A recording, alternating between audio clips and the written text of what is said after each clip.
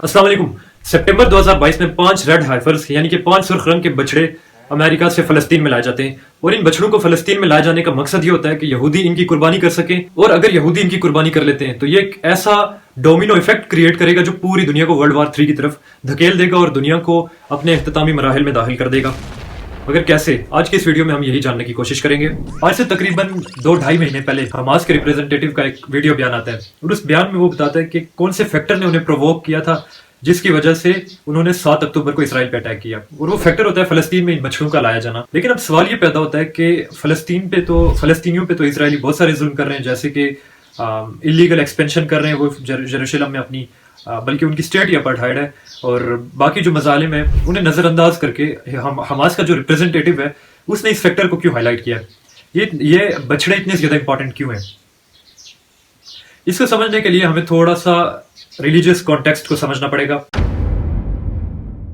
अब अगर यहूदियों की बात की जाए तो वो इस वक्त अपने नबी के आने की तैयारियां कर रहे हैं और वो अपनी तरफ से पूरी ऐसा इन्वायरमेंट क्रिएट कर रहे हैं जिसमें उनका नबी आए, और वो नबी असल में दज्जाल होगा।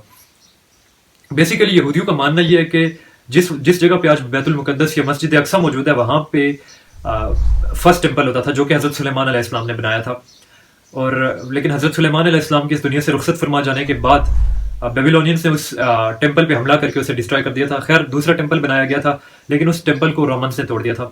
अब यहूदियों का मानना यह है कि उस फर्स्ट टेंपल के टूट जाने की वजह से, डिस्ट्रॉय हो जाने की वजह से अल्लाह ताला के साथ उनका रिश्ता कमजोर हो गया, और उस रिश्ते को बहाल करने के लिए उन्हें थर्ड टेंपल बनाना पड़ेगा जहां पे आके उनका नबी बैठेगा, जहां से वो नबी हुक्मरानी करेगा पूरी दुनिया पे, और अल्लाह ताला के साथ उनका ये रिश्ता मजबूत होगा। ये उनका अकीदा है। लेकिन अब मसला ये है कि जिस जगह पे उन्होंने टेंपल ये बनाना है उस जगह पे बैतुल मुकद्दस या मस्जिद अक्सा मौजूद है।